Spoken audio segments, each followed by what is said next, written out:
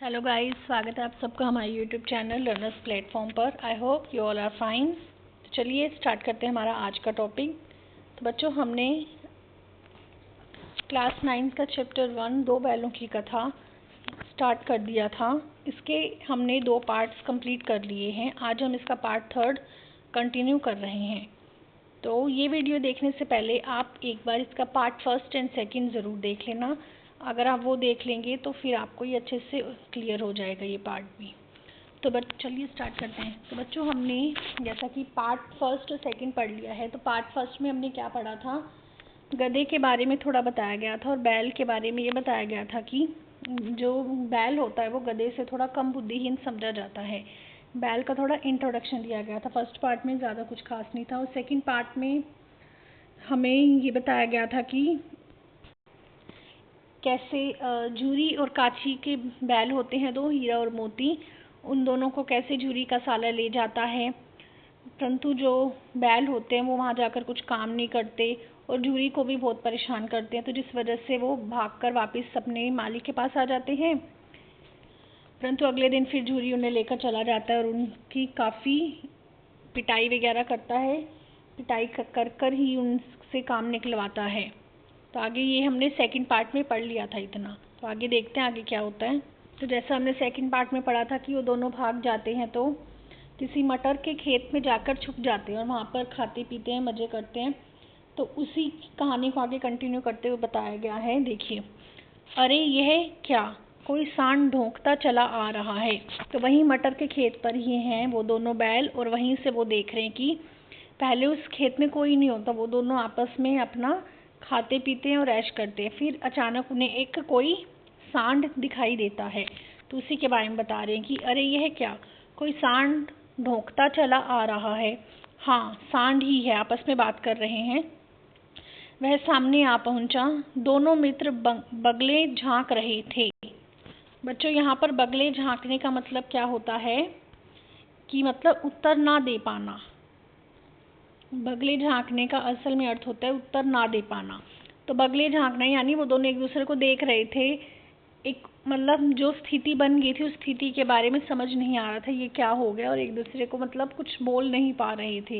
यहाँ पर बगले झांकने का यही मतलब है। ये एक तरह का मुहावरा है। चलिए, सांड पूरा हाथी है, उससे भिड़ना जान से हाथ धोना है। आपस में ये बात कर रहे हैं दोनों बैल कि जो सांड है वो पूरा हाथी है, उससे भिड़ना तो जान से हाथ धोना है। हाथ धोना मतलब एक तरह से अपनी जान गंवाना ही हो गया। तो यहाँ पर आप देख रहे हैं कि इस पूरे चैप्टर में अब तक हमने जितना पढ़ा उसमें मुहावरों का किस तरह प्रयोग हो रहा है। तो हमने हमारे प्रेमचंद जी के जीवन परिचय में भी इसे पढ़ा था कि उनकी जो भाषा है मुहावरेदार है। तो वो यही है, उसका ये एग्जाम्पल एक तरह से कि कैसे उन्होंने मुहावरेदार भाषा का प्रयोग किया है। चलिए आगे देखिए। लेकिन न भिड़ने पर भी जान बचती नहीं नजर आती, इन्हीं की तरफ आ भी रहा है, कितनी भयंकर सूरत है। यहाँ पर सांड के बारे में ही बताया गया है कि भाई सांड कैसे हाथी की तरह इतना मोटा है सॉरी, इन्हीं की तरफ आ रहा है, इनको ही मारने को हो रहा है। यही चीजें यहाँ पर बताई गई है। आगे देखिए। मोती ने मूक भाषा में कहा, बुरे फंसे जान बचेगी, कोई उपाय सोचो।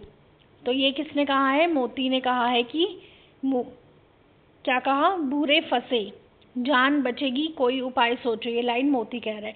यहाँ पर आपको इन लाइंस का भी ध्यान रखना है कि कौन सी लाइन किसने कही, मतलब कौन सा वाक्य किसने किसको कहा। ये भी याद रखना है कि किसने कहा और किसको कहा और क्यों कहा।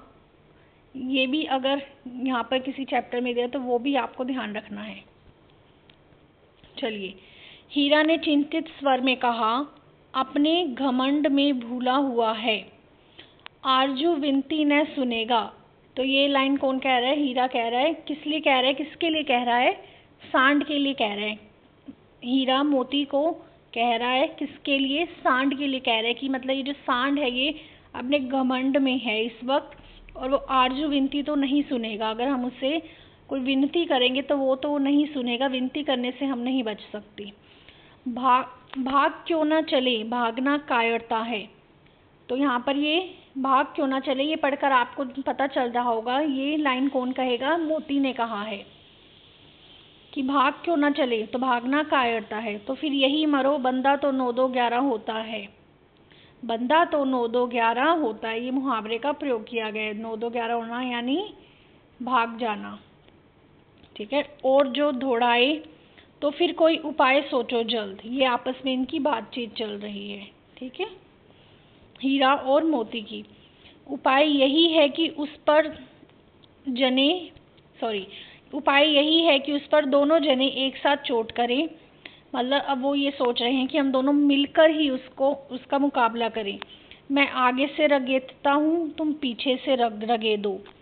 रगेदना मतलब वो आगे से उसको धकेलेगा और उसे कह रहे कि तुम पीछे से धकेलो। धोरी मार पड़ेगी तो भाग खड़ा होगा, मेरी ओर झपटे, तुम बगल से उसके पेट में सींग घुसेड़ देना। अब ये आपस में बात कर रहे हैं बैल की, अगर वो मेरी ओर झपटेगा तो तुम बगल में क्या करना, उसके पेट में सींग डाल देना। अगर वो मतलब ये आपस में बात करे, अगर वो हीरा की तरफ आएगा, उसे झपटेगा, तो मोती जो है उसके पेट में सींग डाल देगा। अगर वो मोती को कुछ कहेगा तो हीरा ऐसा करेगा। आपस में ये अपनी सलाह कर रहे हैं, ठीक है। कौन? ये दोनों बैल। चलिए, जान जोखिम है पर दूसरा उपाय नहीं है, तो ये आपस में भी बातचीत चल रही है इनकी। आगे देखिए, दोनों मित्र जान हथेली पर लेकर लपके, सांड को भी संगठित शत्रुओं से लड़ने का तजर्बा न था। यहाँ पर तजर्बा का मतलब क्या होता है? तजर्बा का मतलब है, एक सेकेंड, अनुभव होना। अब देखिए ध्यान से, तजर्बा का मतलब क्या है? अनुभव होना, ठीक है, ये है तजर्बे का मतलब। चलिए, तो ये किसके तजर्बे की बात कर रहे हैं? सांड के तजर्बे की, कि भाई सांड को भी तजर्बा नहीं था उनसे लड़ने का, कोई अनुभव नहीं था। वैसे वह तो एक शत्रु से मल्ल युद्ध करने का आदी था। कैसा युद्ध करने का आदी था? मल्ल युद्ध। बच्चों, यहाँ मल्ल युद्ध का मतलब क्या होता है? कि पहलवानों की तरह युद्ध करना, पहलवानों की तरह लड़ना, जैसे पहलवान लड़ते हैं आपस में वैसे लड़ना। तो वह तो एक शत्रु से मल्ल युद्ध करने का आदी था। यहाँ पर एक ये क्वेश्चन बनता है कि जो चैप्टर के अनुसार जो हमारा सांड है, ये कैसा युद्ध करने का आदी था, किस तरह का युद्ध करना उसे आता था? मल्ल युद्ध करना। और मल्ल युद्ध का अर्थ है कि योद्धों की तरह लड़ना, यानी कि पहलवानों की तरह लड़ना। ज्यों ही हीरा पर झपटा, मोती ने पीछे से दौड़ाया। अब ये बता रहा है कि जैसे ही सांड उनके ऊपर आया, उनसे लड़ाई करने आया, हीरा पर झपटा मारा उसने, ऐसे ही मोती ने क्या किया? पीछे से दौड़ाया। सांड उसकी तरफ मुड़ा तो हीरा ने रगेदा। जब उसने हीरा को कुछ कहा तो मोती ने आगे से उसे दौड़ाया, और जब उसने मोती की तरफ अटैक करना चाहा तो हीरा ने उसे रगेदा, यानी उसे घुमाया, ठीक है। देखिए, सांड चाहता था कि एक एक करके दोनों को गिरा ले, पर ये दोनों भी उस्ताद थे। ये दोनों कौन? बैल, ठीक है। तो हीरा उसे वह अवसर न देते थे, यानी ये दोनों बैल उस सांड को अवसर ही नहीं देते थे कुछ करने का। वो दोनों भी इतने चालाक और इतने उस्ताद थे।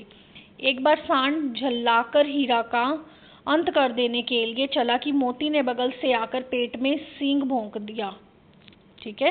क्या बताया कि सांड ने कैसे झल्लाकर हीरा का अंत करने की कोशिश की, तो क्या किया मोती ने? आगे से बगल से आकर पेट में सींग भोंक दिया। ये लाइन इसका अंडरलाइन कर लीजिए, ये इंपॉर्टेंट लाइन है कि जब सांड ने हीरा का अंत करने की कोशिश की तो मोती ने आगे से क्या किया, ठीक है। आगे देखिए, सांड क्रोध में आकर पीछे फिरा तो हीरा ने दूसरे पहलू में सींग चुबा दिया। और जब सांड को ऐसे क्रोध आ गया, जब उसके पेट में सींग भोंक दिया, तो सांड को थोड़ा गुस्सा आया, तो उसने पीछे से फिरा, तो पीछे मुड़ा तो और हीरा को क्या किया उसने? हीरा ने दूसरे पहलू में सींग चुबा दिया। मतलब सांड ने जब क्रोधित होकर अपना मतलब गुस्सा दिखाया, उन पर और अटैक करने की कोशिश की, तो हीरा ने दूसरे पहलू में भी सींग चुबा दिया, ठीक है। आखिर बेचारा जख्मी होकर भागा और दोनों मित्रों ने दूर तक उसका पीछा किया, यहाँ तक कि सांड बेदम होकर गिर पड़ा, तब दोनों ने उसे छोड़ दिया। मतलब उन दोनों ने इतनी मतलब आपस में मिलकर उस सांड का एक तरह से वो किया, मुकाबला किया। क्या किया उन्होंने? सांड का मुकाबला किया इन दोनों बैलों ने मिलकर।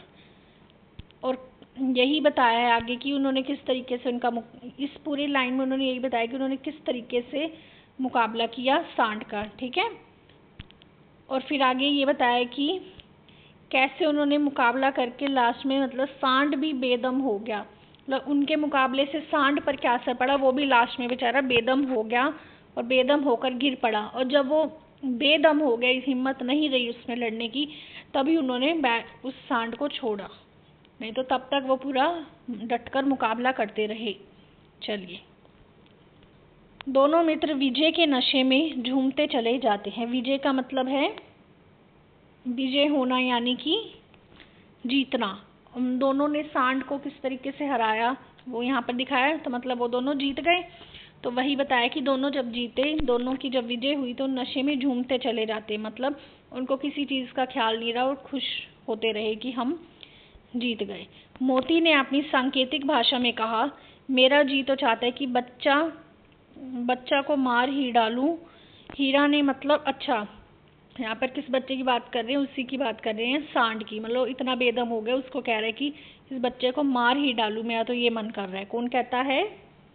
मोती कह रहा है ये बात। ठीक है, फिर आगे हीरा ने क्या जवाब दिया? हीरा ने तिरस्कार किया, गिरे हुए बैरी पर सींग न चलाना चाहिए। मतलब एक तरह से उसका अपमान करते हुए कहा कि गिरे हुए बैरी पर सींग न चलाना चाहिए। जो मतलब बेचारा गिर ही चुका है, हार चुका है, उस पर मतलब उसको और ज़्यादा हमें नहीं हराना चाहिए, और ज़्यादा उसे कुछ नहीं कहना चाहिए। यह सब ढोंग है, बैरी को ऐसा मारना चाहिए कि फिर ना उठे। अब ये लाइन कौन कहता है? ये पढ़कर ही पता चलता है ये कौन कहता है? मोती। ठीक है, मोती ने कहा है कि यह सब तो ढोंग है, बैरी को ऐसा मारो कि फिर ना उठे। मतलब दुश्मन को ऐसा मारो कि फिर उठे ही ना दोबारा। बैरी का मतलब यहाँ दुश्मन से ही है। अब घर कैसे पहुँचेंगे वह सोचो, पहले कुछ खा ले तो सोचे। ठीक है, आगे ये हीरा कहता है कि घर कैसे पहुँचेंगे सोचो, तो मोती आगे कहता है पहले कुछ खा लेते हैं फिर सोच लेंगे।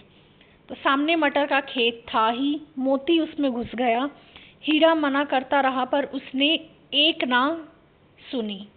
अभी 2 ही 4 घास खाए थे कि 2 आदमी, मतलब ये बात तो हमें पहले सेकंड पार्ट में ही पता चल गई थी कि वो दोनों मटर के खेत में थे। तो मतलब वो पूरा एक बड़ा मटर का खेत था, मतलब वो जहाँ पर जाके छुप गए थे वहाँ पर आसपास खेत ही खेत थे। तो वही बता रहे कि वो एक और मतलब वहाँ मटर का खेत था, वहाँ पर वो सामने दिखा उन्हें।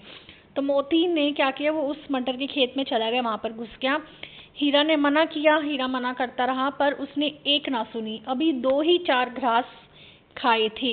यहाँ पर घास का मतलब क्या है? घास का अर्थ होता है घास, घास फूस या घास, मेन घास ही होता है इसका अर्थ। ओके, चलिए, घास खाए थे कि 2 आदमी लाठियां लिए दौड़े पड़े और दोनों मित्रों को घेर लिया। मतलब वो जहाँ जिस भी खेत में गए होंगे, मटर के खेत में, वो खेत किसी ना किसी का होगा, तो जिनका भी होगा वो 2 आदमी मतलब जो उस खेत को खेत का रख रखाव कर रहे थे, तो वो उन्होंने क्या किया, उन 2 आदमियों ने वो लाठियां लेकर उन दोनों के पीछे दौड़े, दोनों बैलों के पीछे। हीरा तो मेड़ पर था, निकल गया। मेड़ पर रहना बेटा यहाँ पर मेड़ का मतलब जान लीजिए, कई बार ये छोटे छोटे शब्द अर्थ ही आ जाते हैं जो हमारे एनसीईआरटी से ही होते हैं पर हमें पता नहीं होता। हीरा तो मेड़ पर ही था। यहाँ पर मेड़ का मतलब क्या है?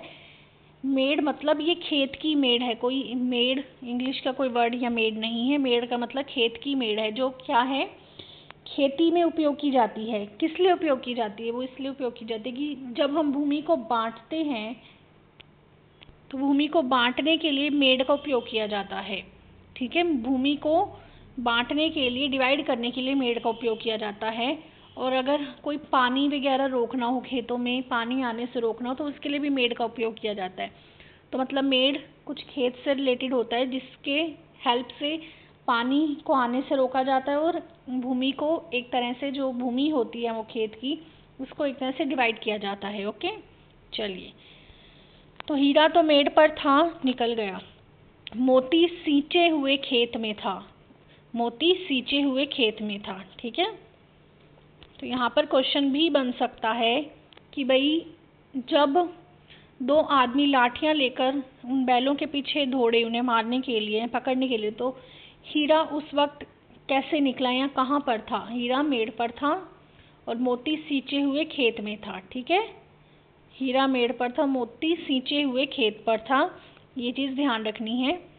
उसके खुर कीचड़ में धंसने लगे, ना भाग सका, पकड़ लिया। किसे पकड़ लिया? मोती को। हीरा तो निकल गया, हीरा तो भाग गया था, मेड़ पर था, परंतु जो मोती है वो फंस गया, तो सींचे हुए खेत में था, मतलब उसके पैर एक तरह से उस खेत में धंस गए थे।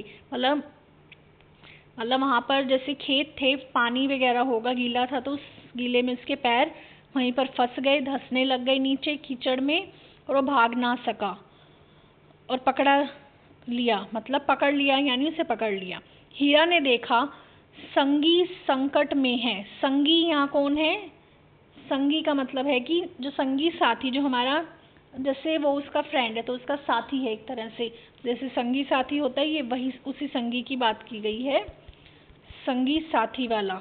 ठीक है, चलिए। हीरा ने देखा संगी संकट में है, मतलब मेरे साथ वाला संकट में है, तो लौट पड़ा, मतलब वो वापस खेत में आ गया।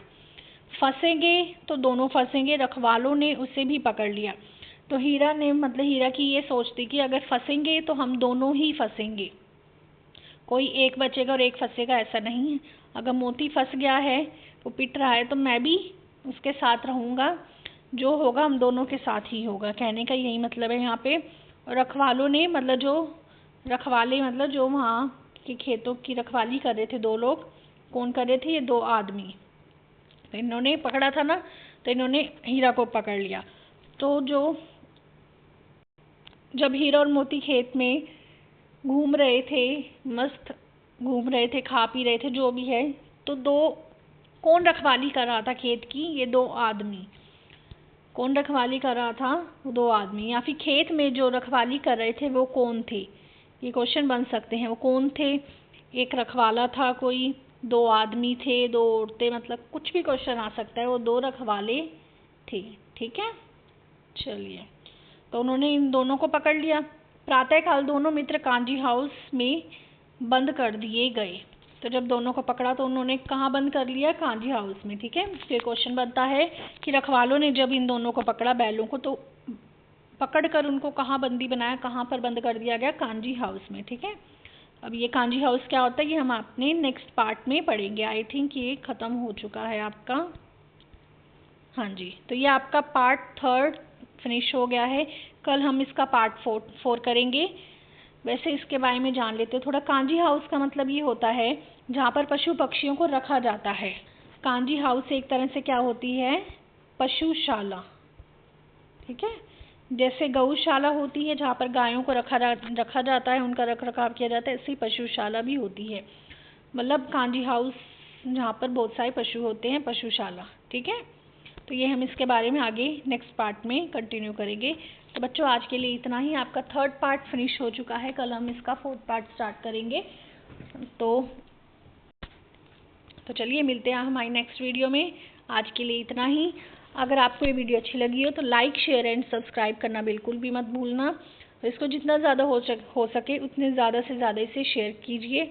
ये एचटेट स्टूडेंट्स के लिए काफ़ी हेल्पफुल है। ये वीडियो स्पेशली हमारे एचटेट स्टूडेंट्स के लिए ही बनाई जा रही है, उनकी हेल्प के लिए ही है। तो इसे जितना ज़्यादा हो सके उतने ज़्यादा से ज़्यादा शेयर करना। So thank you so much. आज की वीडियो देखने के लिए थैंक यू सो मच। मिलते हैं कल नेक्स्ट वीडियो में। आज के लिए इतना ही। Okay, bye, take care, have a nice day.